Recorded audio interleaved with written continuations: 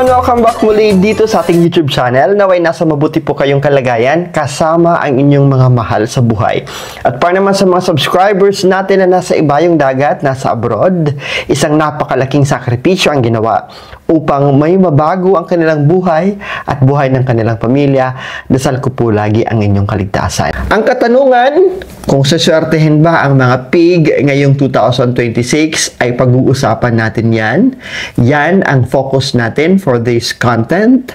Iisa-isahin natin ang aspeto, lalong-lalo na sa aspeto ng karera, aspeto ng pera o kayamanan, aspeto ng hanap buhay, pag-ibig at relasyon, at aspeto ng inyong kalusugan. We'll start with the overview of the pig animal zodiac.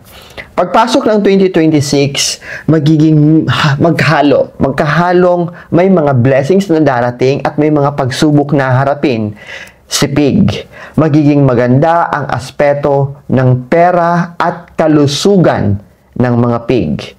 In fact, may nakikita tayong swerte sa aspeto ng mga hindi inaasahan na blessings tulad ng pagkapanalo, panalo sa mga sasalihan nyo ng mga patimpalak, panalo sa sugal for those na nagsusugal, but I'm not inviting everyone na magsugal. There will also be a high return of investment kung ikaw ay mga negosyante o gumagawa ng trading and you've been doing investment for the previous years or months, expect unexpected na return of investment sa darating na 2026. It would also be easy para sa mga pig na maging healthy sa buong taong 2026. Kailangan nyo lang patuloy na mag-ehersisyo or exercise at gumawa ng mga outdoor activities kung saan makakalanghap kayo ng preskong hangin at maaarawan kayo. Just pay attention ha. Focus at bigyang atensyon ang inyong kidney. Uulitin natin, kidney po ang magkakaproblema ang mga pig sa 2026 kung hindi nyo pangangalagaan ang inyong pangangatawan, hindi kayo magpapacheck up, at of course, hindi nyo minomonitor kung ano yung kinakain ninyo. Kaya, do a regular check-up. Pagdating naman sa aspeto ng karera, ito yung hindi ganun kaganda, ha? Ang aspeto ng karera ang hindi kaaya-aya para sa mga pig ngayong 2026. Magkakaroon ng bagong mga boss o magdadala ng inyong negosyo. Dahil dito, may mga pagbabago sa pamumuno kung saan ka nagtatrabaho, magkakaroon din ng malaking pressure na mararamdaman ang isang katulad mo pig. And parang mawawalan ka ng determinasyon na pumunta sa trabaho, parang disappointed ka, parang hindi ka ganun ka-inspired, okay? Kailangan mo lang. Ano ba ang pwede natin gawin? Adjust your mindset. I-adjust, baguhin mo lang yung mindset mo, and strive to improve yung ability mo that you will overcome all these obstacles and mapagtatagumpayan mo kung ano man ang minimiti mo sa 2026. Pagdating naman sa pag-ibig at relasyon, isa rin ito sa nakakabahala dahil ang mga pig na may mga asawa na, may mga kapareha na, marami silang problema sa kanilang buhay mag-asawa ang kailangang harapin at resolbahin sa 2026. While ang mga single naman, pinapayuhan natin na wag munang magpadalos-dalos na papasok kayo sa relasyon nang hindi nyo mas kinikilala ang mga nanliligaw o yung mga nililigawan nyo po. Ikaw po ay napapabilang sa pig group of animal zodiac kung ikaw ay binanganak sa taong 1923, 1935, 1947, 1959, 1971, 1983, 1995, 2007, and 2019. Simulan natin sa karera ng mga pig. Nakikita nyo naman, out of a perfect 5-star, 3 stars ang meron ang mga pig sa 2026. Kailangan kayong humarap sa mga pressure sa loob ng inyong pinagtatrabahuan, sa loob ng negosyo o sa inyong propesyon. Ang inyong mga boss o ang namamahala ng inyong kumpanya ay posibleng magbago. Mayroong mga bagong makakasama sa trabaho, mayroong mga bagong boss na magmamanage. There will be new colleagues, ika nga, who will be joining at magdadala sila ng malaking pagbabago sa loob ng inyong negosyo. Kailangan nyong i-adjust. Hindi kayo mag-a-adjust sa kanila as easy as that. But ang kailangan nyong i-adjust, ang kaya nyong i-control. Ang mga bagay na kaya nyong i-control, that's the most effective way para maging productive ka pa rin. Okay? Adjust ka lang sa mindset mo na makakayanan mo to. Adjust ka lang sa mindset mo na malalagpasan mo ang mga ito. Besides, work hard para ma-improve ang abilidad mo, ang iyong skills, how to deal with this pabago-bagong sitwasyon sa loob ng kumpanya, sa loob ng pinagtatrabahuan o sa loob ng negosyo.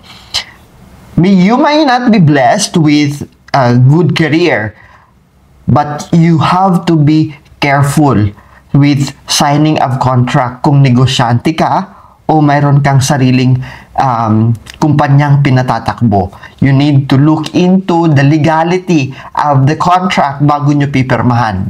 Minor problems may incur na magkakaroon ng seryosong resulta. It could be on a legal or financial aspect. So, mga pig, 2026 is not an ideal year para magbukas kayo ng mga bagong negosyo o mag-expand kayo ng negosyong meron na kayo ngayon. It's possible that you will have many competitors na mag-i-engage sa parehong negosyo na pinatatakbo ninyo. So magkakaroon ng parang upheaval, matumal ang benta, mahigpit ang kompetisyon, merong silosan at siraan between businesses na may kapareha sa inyo. Kaya I don't advise at hindi ideal na ang 2026 ay mag-expand ka ng negosyo o di naman kaya ay bubukas ka ng bagong negosyo. Uulitin natin, what are the keywords sa buhay karera ng mga pig? Karera, propesyon o trabaho, great work pressure. Asahan nyo yan. Kailangan mo lang to focus on details and improve your skills so that you can survive 2026 sa aspeto ng karera, hanap buhay o negosyo. Pagdating naman sa pera o kayamanan, out of 5 stars, meron kang 4 na mga bituin na naka-align sa inyo. Ibig sabihin, magiging maganda ito. Pero, huwag magpapakakampante. Hindi ito biglang darating lang na hindi nyo ginagawa ng paraan, hindi kayo kumikilos, walang productivity. Hindi ganon. Ang mga blessings sa aspeto ng pera ay kayamanan, pumapasok at dumarating ang mga yan nang magaan pa sa hindi nyo inaasahan kung kayo mismo ay may pagkukusang gumawa at kumilos. Okay? It will be a lucky year. Uulitin ko, magiging maswerte kayo sa aspeto ng pera o kayamanan. Although, there would be problems sa kumpanya o sa pinagtatrabahuan, but you are going to still perform. Yun na nga, kailangan mo lang yung mindset. So, magiging productive ka pa rin, you are going to be seen sa loob ng kumpanya. Makikitaan ka pa rin ng potential. In fact, you are going to do an outstanding performance sa loob ng pinagtatrabahuan mo, kaya medyo aangat ang iyong sweldo. There will be opportunities pagdating sa pera at kayamanan. Halimbawa, manalo ng loto o manalo sa casino. Ito yung mga unexpected o di naman kaya manalo sa raffle na pinasukan ninyo. Huwag magpapatrap sa mga scam ha. Pag may tumawag o nag-text sa inyo na nanalo ka pero alam mong wala ka namang sinalihan, ay kalokohan yan. Siyempre, mananalo ka doon sa sinalihan nyo. Those with strong financial knowledge, yung mga taong pig na magaling at matalino pagdating sa aspeto ng finances, pagdating sa pag-manage, sa pagdadala ng kanilang pera, will obtain a high return of their investment. Yung mga project, lalong-lalo na sa aquaculture and medicine, will be a next option so that you will earn an extra income. However, kailangan pag-isipan, hindi kinakailangan mag-party-party kaagad. Hindi kailangan mag-celebrate kaagad kung makakatanggap ka ng blessing sa aspeto ng pera at kayamanan. You need to control ang pagpapalabas ng pera because uulitin natin, 2026 ay pahirapan sa pera.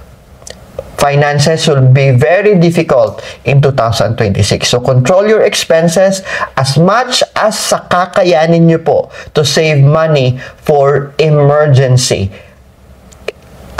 Ulitin natin, you are going to gain or mayroong unexpected na kita galing sa mga previous investment mo.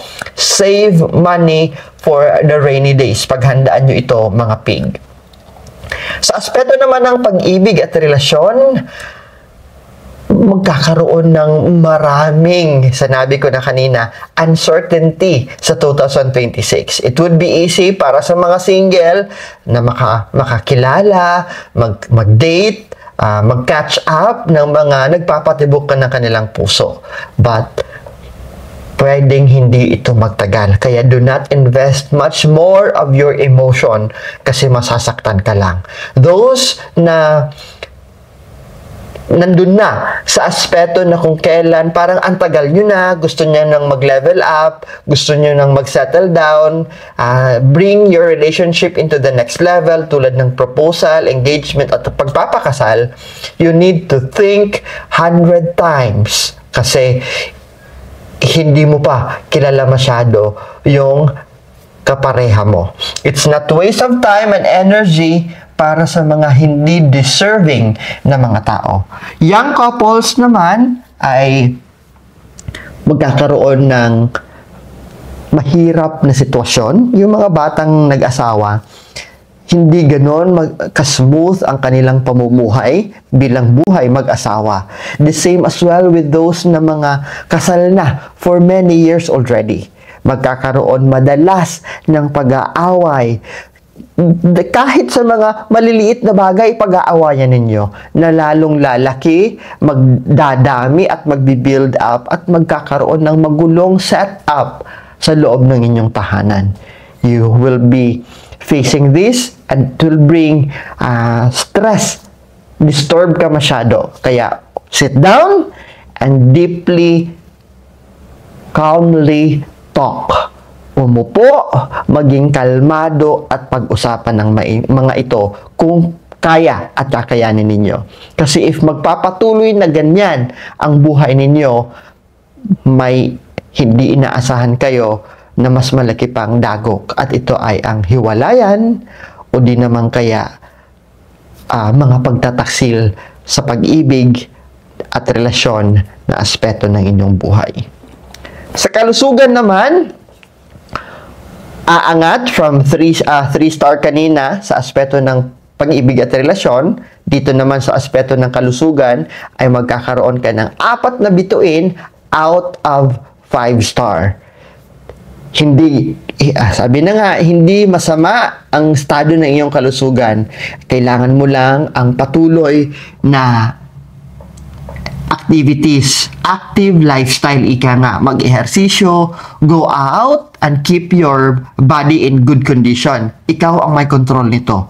Although magiging busy ka at subsub sa trabaho, magiging stress ka dahil aasahan ka and you need to be committed na kailangan mo itong tapusin, but you need to find time na makapag-relax on your own little way. Kumain ng balansing pagkain, ibig sabihin, dapat meron dyang gulay, may isda at hindi puro matataba at matatamis at maalat. Balanced diet, ika nga.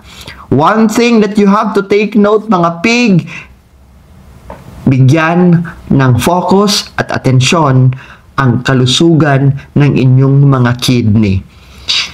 If time permits, okay, mas mainam na makakapag-check up ka regularly sa 2026 just for a peace of mind.